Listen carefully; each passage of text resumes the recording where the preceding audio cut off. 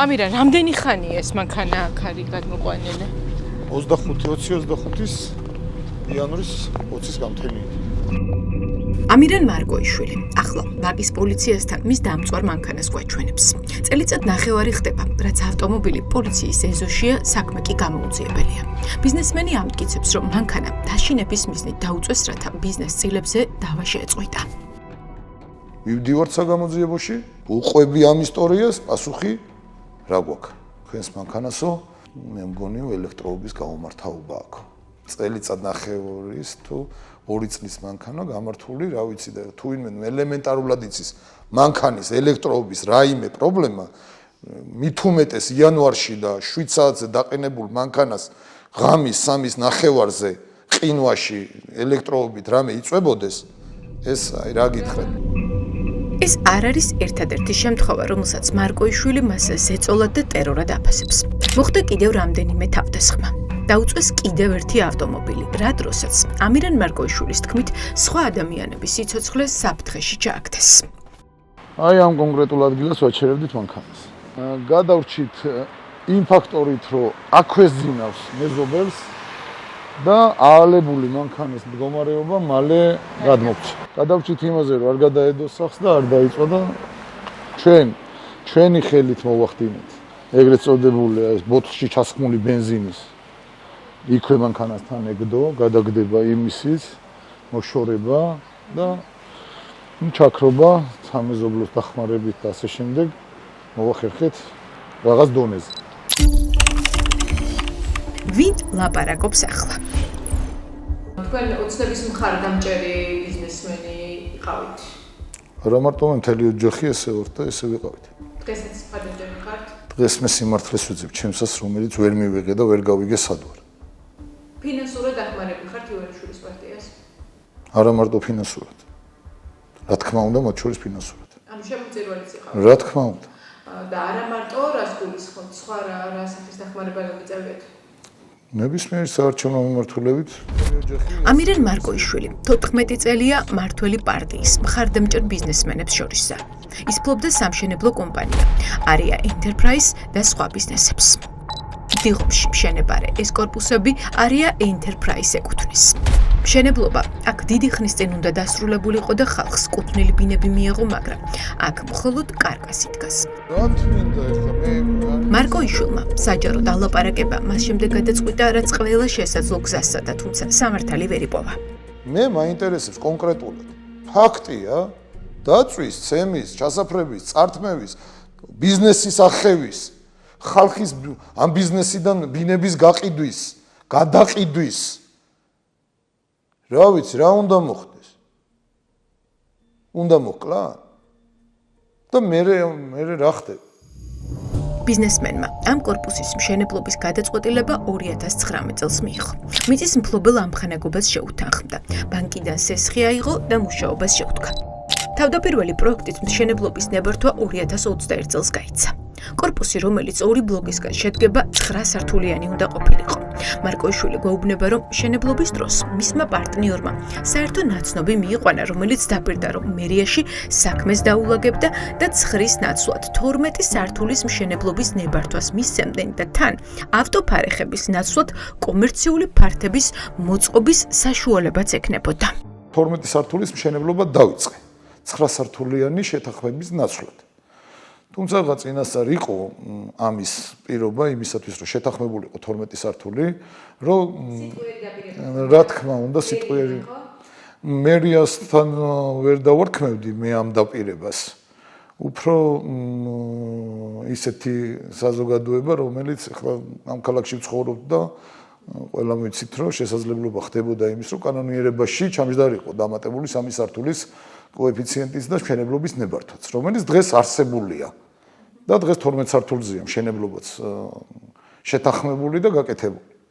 ბანკმა, რომელიც პროექტს აფინანსებდა გეგმების დროულად არ წარდგენის გამო, არია ენტერპრაიზთან თანამშრომლობა გაწყვიტა, რადგან საჯარო რეესტრში კორპუსის 12 სართულის განშლა ფიქსირდებოდა. მერიას კი მხოლოდ 9 სართულის აშენების ნებართვა ჰქონდა გაცემული. ბანკმა საბუთების მოწესრიგება მოითხოვა, თუმცა შუამავალს მერიიდან დაპირებული სართულების დამატების ნებართვა ვერ მოჰქონდა. ბიზნესმენი ყვება, რომ ბანკმა სათანადო დოკუმენტების არ ქონის გამო დაფინანსება გაწყვიტა. ამის გამო მარკოიშვილი ფინანსურ კრიზისში ჩავარდა და მხსნელად ისევ შუამავალი მოევლინა, რომელსაც ფინანსური რესურსების გარეშე დარჩენილ კომპანიაში ინვესტიცია უნდა ჩაედო, რომ კორპუსი დასრულებულიყო. მოდიან ეს ადამიანები, რომლებიც აცხადებენ მზაობას, რომ ბიზნესში შემოიტანონ თანხები, დაელოდონ, მოაგვარონ ბანკის პრობლემა, გადაიხადონ ბანკის პრობლემა, დაელოდონ ასევე მოგვარებას მერიასთან სწორად და დალაგებას იმ ყველა დოკუმენტაციის, რომლითაც მშენებლობა 12 სართულს მოიცავს და ითხოვენ შესაბამის გარანტიებს, როგორც კვადრატული საცხოვრებელი ფართებიდან, ასევე კომერციული ფართებიდან ამ კორპუსში, რომელიც მიმდინარეობდა შერმადინის 27 ნომერში. ამირან მარკოიშვილის მტკიცებით, ამის შემდეგ საქმეში ამერიკის მოქალაქე კახაბერ ყოღუაშვილი და ნათია გვიმრაძე გამოჩნდნენ. კახაბერ ყოღუაშვილი ინვესტორი. დღეს ინვესტორს არ დავარქმევდი, მაშინ კი ჩემთვის ინვესტორი იყო და დღეს ჩვეულებრივი მევახშე მომტყუებელი, რა ვიცი. რომელიც პოლიციელებთან დაახლოებული პირია, ხო? დღევანდელი გადასახედიდან ეგრეა. შავგულიძესთან ერთად, რაც ნათია გვიმრაძემ დამიშავა, ამათთან ერთად, მათი მფარველია ახლა ყოღუაშვილი, კახაბერი და მაგის მფარველია კიდე ვინმე, ეს ჩემთვის ზუსტად ისე არის მოთხოვნა და მისაღები, პასუხები, რასაც ახლა მე თქვენ გესაუბრებით, რომ მე მაგაზე მჭირდება, რომ სად ვართ, სად დავართ, სად ცხოვრობთ, რა ხდება. შეთანხმება შედგა, თუმცა ბიზნესმენის მტკიცებით ინვესტორმა მალევე სამშენებლო ბიზნესის წართმევის სპეცოპერაცია დაიწყო.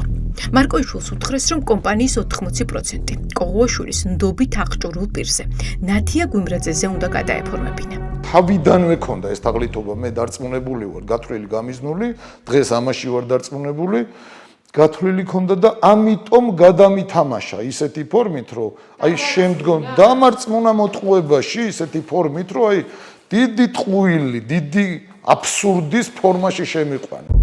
ადვოკატი დიანა გვიშიანი, რომელიც ბიზნესმენის ინტერესებს იცავს და საჩივარი პროკურატურაში შეიტანა, ამტკიცებს, რომ არია ენტერპრაიზის დამფუძნებელს საკონტროლო პაკეტი ბიზნესში მოტყუებით გადააფორმებინეს.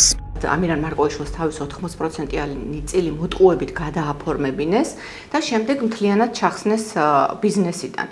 და როდესაც ამირან მარკოიშვილმა მოისურვა ამ ბიზნესში ისევ მისვლა, მას დაუბლოკეს RSG, აღარ უშვებდნენ ოფისებში, რადგან იგი უკვე მესაკუთრე აღარ იყო. ამის შემდეგ მასზე დაიწყო უკვე მუქარა და ზეწოლა. რა ხდება ამ დროს? კორპუსში ბინების ნაწილი გაყიდულია. ხალხის აცხოვრებლებს ელოდება. სამუშაოები კი წინ ვერ მიდის. გამოკითხვის ოქმში, რომელიც ადვოკატმა შეადგინა და საგამოძიებო უწყებას წარუდგინა, ვკითხულობთ, რომ ახალი ინვესტორი დაიმუქრა. თუ წილებს არ დათმობდა მარკოიშვილი, მშენებლობას აღარ დააფინანსებდა. საბოლოოდ 2024 წლის 11 მარტს ამირან მარკოიშვილმა ბიზნესის წილი 5,000 ლარა დათმო. მარკოიშვილი გვეუბნება, რომ ქონება იმ პირობით გადააფორმა, რომ კორპუსის მშენებლობის დასრულების შემდეგ ინვესტორი თავის მოგებას ამოიღებდა და შემდეგ ბიზნესს უკან დაუბრუნებდა. თავისუფალ ბინას ინვესტორი რო აწერია, ეს არის იმ დროისათვის გადაცემული ბინები, როცა მოვიდნენ და შემოიტანეს თანხა და შესაბამისად $300 წაიღეს კვადრატული. კვადრატულს მაშინ ამდენად ყიდით? კონკრეტულად ახლა იმ დროის ფასი დაახლოებით $700 ღირებულება იყო შავი კარკასი, როცა ამათმა $300 გადაიფორმეს ერთი კვადრატული იმ ღირებულებით, რაც მოიტანეს თანხა. აი $300 სულ რამდენი ბინა მიიცით? კვადრატულს გულისხმობ. ზუსტი კვადრატულობა შეგვიძლია ამოვითვალოთ დაახლოებით კვადრატულობის ფორმა 4000 კვადრატულამდე, დაახლოებით 4000 კვადრატულამდე, 80 ბინა, დაახლოებით. ხო, დაახლოებით ახლა ზუსტი ციფრი რო არ გითხრათ, ხელშეკრულებით, საიტის, პროექტით, თავიდან ბოლომდე ყველა ბინა თავის კვადრატულობით და თავისი შემოსავლით, აბსოლუტურად. წაიღეს $300 და რა გარიგება, ხო? $300 უნდა გახდეს $400 ერთ წელიწადში. და ისე უნდა დაიბრუნოთ თქვენი $300. მოტანილმა მხარემ. არა, ამ ყველაფრით გამინადგურეს სრულად ყველაფერი. ამის შემდეგ მოვლენები დრამატული სცენარით განვითარდა. ბიზნესმენი ამტკიცებს, რომ კუთვნილი კომპანიის ოფისში შესვლაც კი შეუძლოდეს. ახალი მფლობელი სატელეფონო ზარებს აღარ პასუხობდა. მარკოიშვილის ნომერი ნათია გვიმრაძემ დაბლოკა. მარკოიშვილის თქმით, ამის შემდეგ ის წართმეული ბიზნესის უკან დაბრუნებას ისევ შუამავლების საშუალებით შეეცადა. შეხვედრა ფონიჭალაში დაიგეგმა, სადაც მოდავეებს კომპანიის წილების საკითხი უნდა გაერკვიათ. პირველი ჩასაფრება ხდება ფონიჭალაში, სადაც მივდივარ სალაპარაკოდ, იქ ლაპარაკი არ არსებობს, იკეტება კარები, გამოვარდებიან რაღაც თავზე ჩამოფხატებული დიახ, ნიღბიანები და უმოწყალო ცემა. თქვენ ცემას და თქვენი მეგობარი. კი. Aria Enterprises უკვე ყოფილი მფლობელის მტკიცებით, კომპანიის დაბრუნების ყოველი მცდელობა მასზე ფიზიკური თავდასხმით სრულდებოდა. ის არაერთხელ სასტიკად ცემეს. ამ საქმის გარჩევებში კი სკანდალური პოლიციელი გიორგი პირველაშვილი ფიგურირებს. თქვენ კოხუაშვილის შეხვედრაზე მიხვედით და პირველაშვილი დაგხვდათ? კი, ეგრე იყო. და არ იცოდით იმ მომენტში პოლიციელი იყო? არა, წარმოდგენა არ მქონდა საერთოდ მაგ ადამიანზე და პიროვნებაზე, საერთოდ არც ვიცნობდი და არც ვიცოდი ვინ იყო. ეს რომელ წელს ხდება? ეს 26 წლის თარიღი რო არ შემეშალო, ზუსტად აპრილის თვეში. ვინ არის პირველაშვილი? ის საერთაშორისო ორგანიზაციების მიერ სინდისის პატიმრად დასახელებული საბა სხვითარიძის საქმის ფიგურანტია. ეს კადრები 2024 წლის არჩევნების დროს არის გადაღებული. ოპოზიციის ლიდერები შეხვედრა სასტუმრო მარიოტში მართავენ. შენობასთან კი სამოქალაქო ფორმაში ჩაცმული პოლიციელები არიან ჩასაფრებული, მათ შორის პირველაშვილი. ის იდენტობას კამერის წინ მალავს. ადგილზე ვითარება იძაბება. თავს ესხმიან ქალ პოლიტიკოს. საბა სხვითარიძე თეონე ჭალიძეს გამოესარჩლა. ამ ინციდენტის შემდეგ სხვითარიძე დააკავეს. ეს ერთი შემთხვევა არ არის, სადაც არ არის სკანდალში გახვეული გიორგი პირველაშვილი ფიგურირებს. მისი სახელი გაჟღერდა ნარკომოვაჭრეების შესაძლო მფარველობის საქმეშიც. ტევ პირველაშვილი გადაიღო კლინიკაში, სადაც ნაცემი ჟურნალისტები იყვნენ მოთავსებული. რატომ მაღაში ხალხი და გიორგის შეწირული გადაიყოლეს მაგის მერე გამოჩნდით აქ? მანამდე არ ყოფილ. კარგად უნდა გაგიხილოთ თვალები რა, ეხლა მოხდი და არ არის შენი საქმე, იცავ პაციენტო. რა ინტერესი ქონდა? ქონებრივ დავაში პოლიციის უკვე ყოფილ ჩინოვნიკს, რომელიც ამ დროს დიდი გავლენებით სარგებლობდა. კახაბერ კოღუაშვილი, რომელსაც მარკოიშვილი ბიზნესის წართმევაში ადანაშაულებს გვეუბნება, რომ პირველაშვილი მისი მეგობარია და შეხვედრებს მხოლოდ ამ სტატუსით ესწრებოდა. კი, ვიცნობ პირველაშვილს, მაგრამ ჯერ ერთი ადრე მუშაობდა პოლიციაში და ისევ ახლობლობდა იმ მომენტში, ჩვენ კი არ მივედით, ჩვენ მანდ ვიყავით. ისეთი ბაგან დამირეკა მე, შენი ნახვა მინდაო. მე უთხარი რომ მეთქი ხვალინგში ვზივარ, მეთქი ეხლა 5 ვიყავით იქ, შეკრება გქონდა ხვალინგის სასტუმროში. ხო და ისე იგი სადღაც 9 საათი 40 წუთი ვიქნები, მე მივდივარ მეთქი და თვითონ მოვიდა და უბრალოდ მაინტერესებს რა სტატუსით ესწრებოდა ეს პირველაშვილი ამ შეხვედრას. სხვა ჩვენ ვიჯექით, მან ჩვენ ლაპარაკი გქონდა. 5 ვიყავით და მე 3 ადამიანი წავიდა და ჩვენ ორნი დავრჩით და მაგით მოვიდა მეგობართან ერთად. რა როლი ქონდა პოლიციის ექს-მაღალჩინოსნას სამშენებლო ბიზნესის წილების გადანაწილების საქმეში? არსებობს კადრი, სადაც დიღომში ერთ-ერთი შეხვედრის დროს პირველაშვილიც ჩანს. კადრებში ჩანს შერმადინის ქუჩაზე. რატომ იყო იქ მაშინ? მე არ ვიცი, იქ რაღაც შეკრება იყო, კორპუსმა თვითონ მოსახლეობამ რაღაც შეკრება გააკეთა და იქ იყო მისული.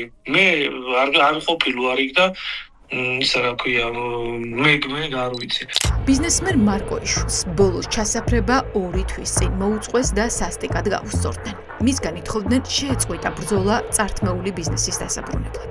თავდასხმის ფაქტს ადასტურებს შინაგან საქმეთა სამინისტრო. ძალოვან უწყებაში გვეუბნებიან, რომ ამ საქმეზე 2 პირი დააკავეს და ერთზე ძებნაა გამოცხადებული.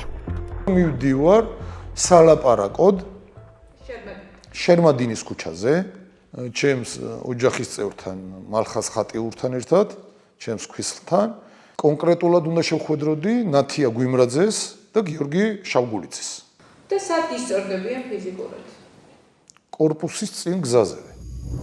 მარკოიშვილს აქვს ეჭვი, რომ ხალხი, ვინც ქონება წართვა, მაღალჩინოსნების მფარველობით სარგებლობენ და შესაძლოა ამ საქმის უკან არაერთი ხმაურიანი გვარის ინტერესი იდგეს. რას ნიშნავს, რომ დღეს თბილისში კორპუსის მშენებლობა კიდე მიდიოდეს ისე და იყიდებოდეს 1-ჯერ, 2-ჯერ, 3-ჯერ და ამ ყველაფერზე არავინ არ ითხოვდეს რეაგირებას, ეს ვერ გავიგე. გჯერათ რომ არის წინა საგამოძიებო უწყებებში რომ როგორ დავიჯერო? იქობინა სამჯერადი როგორ დავიჯერო, როცა მე თვითონ მაქვს მიმართული და ვიცი. რა გამოდის მაშინ ფარველობა, ხო? ნუ მაგ მიმართულების კითხვები მაქვს მე. ამ ფონზე ყველაზე დიდი ზიანი კი იმ მოქალაქეებმა მიიღეს, რომლებიც ბინებს ამ დრომდე ელოდებიან. ბრალდება ბენზინია. ამიტომ ჩვენ ახლა სამშენებლო კომპანიის ახალ მფლობელს ვეკითხებით, რა გზებით გახდა კომპანიის წილის მესაკუთრე. ჩვენ მეცხრა მქონება შეძენილი მაქვს მერკანი გზით შეძენილი. და თუინეს 2-3 წლის მერე უკან დაბრუნება უნდა რაღაც ეს არის გამოძალვა თუ თანხის გადახდის გარეშე დაბრუნება და შეიძლება თავდას ხმებს მაგალითად ასეთ კომენტარს ვერ გავაკეთებ იმდენად სასაცილოა ჩემთვის. ბიზნესმენი მარკო იშვილი ამბობს, რომ ნათია გვიმრაძის უკან რეალურად კახა კოღუაშვილი დგას. სწორედ მას ასახელებს მარკო იშვილი ბიზნესის წართმევის ერთ-ერთ ორგანიზატორად.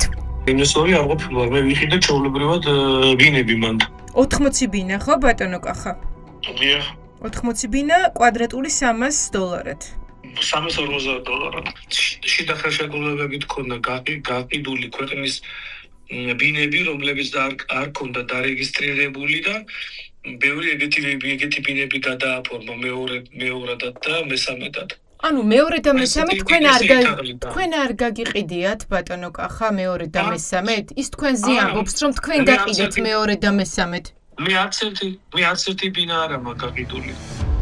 თელს ამ ისტორიაში დაზარალებული 100-ზე მეტი მოქალაქე. ისინი საცხოვრებლებს წლებია ელოდებიან, მაგრამ ყოველ დღე სხვადასხვა მიზეზს ისმენენ. Aria Enterprises ახალ მესვეუბრებს პარტნიორსა და ხელმძღვანელს ქონდა ასეთი მცდელობა, რომ ჩვენთან გაეთამაშებინ ეს კარტი. ჩვენ მიცი სანაცვლო თქვენ გადმოგეცით უძრავი ქონება, რომელიც საჯაროებში დარეგისტრირება, კარგად ბრძანდებოდეთ. რომ მიიღეს პასუხი რომ უკაცრავად, მაგრამ ეხლა ფეხს ითრევენ დღეს ხვალ იმდენ ისევ იძახიან, რომ ძველი ხელმძღვანელობის პირობებში ის ვალი წარმოიშვა, ეს ვალი თუ ვალი წარმოიშვა აშენებული დახვდა ეს 12 საათიანი კორპუსი რომ მოხვედი ხო? ერთი მანქანის დაწვა სახლის წინ. გადაცემის ანონსის ეთერში გასვლის შემდეგ ჩვენ არაერთი მოქალაქე დაგვიკავშირდა, რომელიც ამტკიცებს, რომ თაღლითობის მსხვერპლი გახდა. ჩვენ ვართ თითქმის 150 კაცი, რომლებიც ვართ დაზარალებული. დასაწყისი არის ამირანი და მე გაგრძელება არის დანარჩენი. მე მინდა გითხრათ, რომ ეს კაცი არის манипуляტორი. 2021 წელს მთლიანად გადავიხადე ბინის გადასახადი $40,000. მე ახლა იქ უნდა ვცხოვრობდე ქალბატონო იმ ბინაში და ჩემი პატარა 5 თვის ბავშვით და ქმრით და ოჯახით დარჩენილი ვარ. ჩემი დის ბინაში ვცხოვრობ უკვე რამდენი წელი არის. დაღლილი ვართ მაგ კაცის. ირკვევა, რომ დაზარალებულებს შორის არიან ემიგრანტებიც, რომლებმაც ბინების სარფიანი პირობით შეძენის შესახებ სოციალური ქსელით გაიგეს. 22 წლის ემიგრანტმა ბინა $23,000 იყიდა. ემიგრანტს ფული მფლობელის ანგარიშზე აქვს ჩარიცხული. არა, ემიგრანტი წლები ამარტო ხელად დედა, შევისყიდი აქედან ბინა. ჩემი დედაშვილის დახმარებით, იმიტომ რომ წლები მე არ ჩამოსულა საქართველოში. ვუხდით პირად ანგარიშზე მარკო იშვილს თანხას. მეც ახლა დავიდები ამ პერიოდში, რომ ანგარიშზე ურიცხავდა ჩემი დედაშვილი პირადად, იმიტომ რომ ასე თუ ისე ვიცნობთ, ისიც რაჭიდან არის ამირანი. მაგ მხოლოდ ხელშეკრულება, შიდა ხელშეკრულება, რომლებიც ფორმდება კომპანიასთან.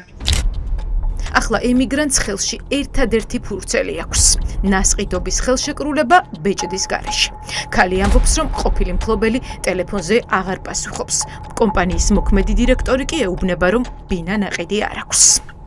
ნათია მითხრა, რომ ჩვენი არაფერი სახელზე, არაფერი სახით არ ფიქსირდებოდა. და თუ არ ვხსდები, კოღუაშვილზე არის მაგსაბუთი, კოღუაშვილზე არის ამონაწერი ის ფაქტი, რაც მე მეგონა რომ შევისყიდე. დიდი თანხა გაქვთ გადახდილი ბინაში? 22,600. გამქრელია ბინის მფლობელთა სავარაუდო სიაც. ბიზნესმენი მარკო იშვილი ამტკიცებს, რომ მას შემდეგ, რაც მის ბიზნესს მოტყუებით დაეუფლნენ, განზრახ გაანადგურეს ბინის მესაკუთრეთა ელექტრონული ბაზა. სადაც მათ შორის იმ მოქალაქეების მონაცემებიც იყო, ვინც ბინა ნაღდი ფულით იყიდა და საჯარო რეესტრში არ ფიქსირდება. დღეს აღარ იძებნება, იმიტომ რომ დაწვეს, გაანადგურეს, როგორც ეს, ისე მთლიანად პროექტის საიტი რატომ გაყიდული. გააკეთეს ეს ახლა ავუხსნათ მაყურებელს? ზუსტად იმიტომ, რასაც დღესაც ატყუებენ მაყურებელს ჩვენს მაცხოვრებელს, რომ თურმე არ იცოდნენ რომელიმე ბინის ან წარმომავლობა, ან ისე იყო გასხვისებული, ან კონკრეტულად ვისი იყო, ან რა ქონდა გადახდილი, ან რამდენი ქონდა კიდე დარჩენილი გადასახდელი. ახლა მთავარი კითხვა, როდის დასრულდება გაჩერებული მშენებლობა და როდის მიიღებს ხალხი კუთვნილ ბინებს, რომლის საფასურით წლების წინ დაფარა. ეს корпуსი იმიტომ ვერ შენდება, როგორც მე ვიცი, რომ ძალიან ჩახლართა იმან, რა თქმა თაღლიფა მარკოიშვილმა. დღემდე ველოდებოდით, რომ რაღაცა იქნებ წინ წასულიყო საქმე. შევილით არ გვიჩივლია არა. თქვენ რამდენი ხანია ბინას ელოდებით? და ვერ იღებთ. მე ბინა შევიძინე 2022 წლის მაისის თვეში და სარემონტოდ უნდა შევეშვი მარკოიშვილს 3 თვეში და დღემდე ისე დამჭა ეს რა ქვია. ადვოკატი დიანა გვიშიანი გვეუბნება, რომ საჩივარი შეტანილი აქვს პროკურატურაში, სადაც ამირან მარკოიშვილი ბინების რეკეტის დეტალებს აღწერს. ჩვენ პროკურატურას ვკითხეთ, რა ეტაპზე აწიება ამ რეპორტაჟის. ეთერში გასვლამდე საგამოძიებო უწყებიდან პასუხი ჩვენ არ მიგვიღია.